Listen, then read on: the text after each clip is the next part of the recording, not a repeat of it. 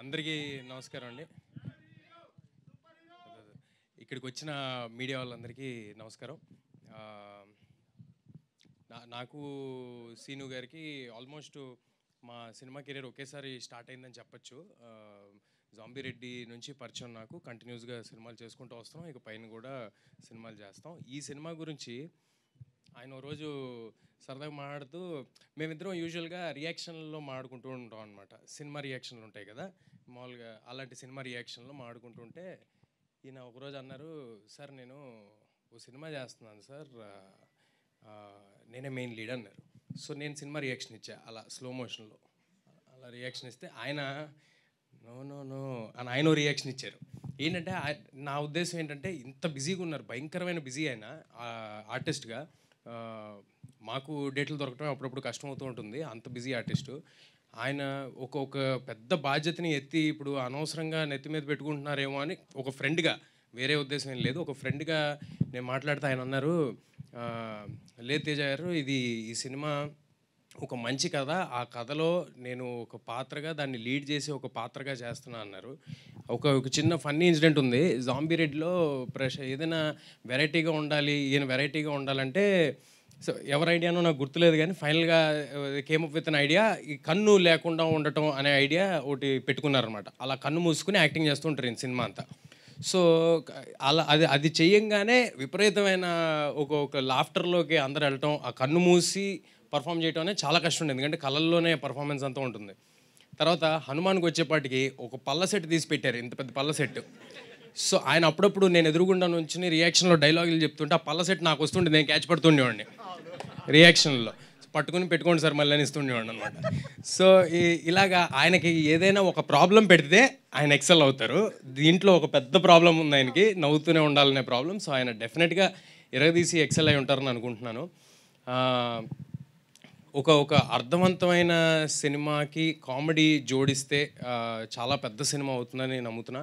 చాలా మీనింగ్ఫుల్ ఎమోషన్స్తో meaningful way of film ఇది. అలాంటి సినిమా చేసినందుకు ఇక్కడ ఉన్న టీం అందరికీ చాలా చాలా థ్యాంక్ యూ. ఇలాంటి సినిమాలు ఇంకా ఎక్కువ రావాలని కోరుకుంటున్నాను, ఎందుకంటే మనం చాలాసార్లు అక్కడెక్కడో ఒక వెరైటీ సినిమా వచ్చింది, దాంట్లో ఎమోషన్ అదిరిపోయింది, అది అని చెప్తూ ఉంటారు. అలాంటి సినిమా మనకి ఇక్కడ వస్తుంది మన టాలీవుడ్లో. We should all be very proud of getup Seenu first of all as an actor.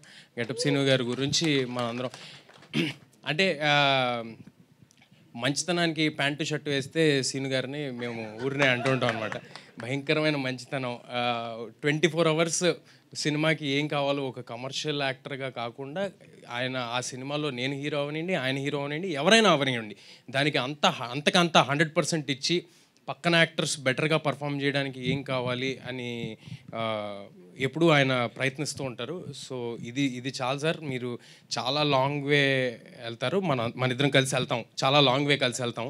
All the very best for this and for future also. ఏది అంటే నేను ఇక్కడికి రావడానికి ఒక రీజను, ఇంత మంచి సినిమా తీశారు, దీనికి నా వంతు ప్రయత్నం చేయాలని ఒకటైతే, రెండోది ఆయన వండే బిర్యానీ కోసం. చేపల పులుసు, బిర్యానీ, ఇక్కడ అందరూ ఉన్నారు, అందరికీ ఆయన వండి పెడుతూ ఉంటారు. నేను చెప్పా కదా మంచితనానికి ప్యాంటు షర్ట్ వేస్తే గెటప్ సీను గారిని.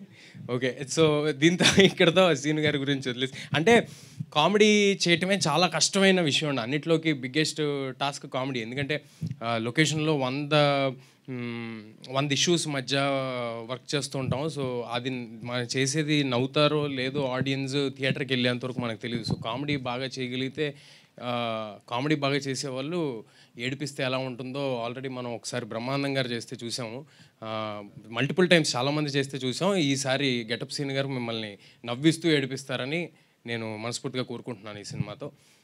ఈ సినిమా మే 17వ తారీఖు థియేటర్స్లో వస్తుంది. అందరూ తప్పకుండా థియేటర్స్కి వచ్చి ఈ సినిమా చూడండి, ఇలాంటి కొత్త రకమైన సినిమాలని ఎంకరేజ్ చేయండి. అండ్ ఇక్కడ కృష్ణమాచారి గారు 3 years నుంచి, అందరూ చెప్తున్నారు 3 years నుంచి పట్టుదలగా ఇదే సినిమాకి 100% ఇచ్చి చేశారని. 3 years ఒక సినిమా చేయడం ఈజీ కాదు సార్, అది నాకు తెలుసు. Congratulations and all the very best. ఈయనకి సపోర్ట్ చేసిన Prashanth garu, producer Prashanth garu, Rajesh garu, all the very best sir. కంటెంట్ని నమ్మి ముందుకెళ్తున్నారు. మీరు ఇలాంటి సినిమాలు మరెన్నో తీయాలని కోరుకుంటున్నాను.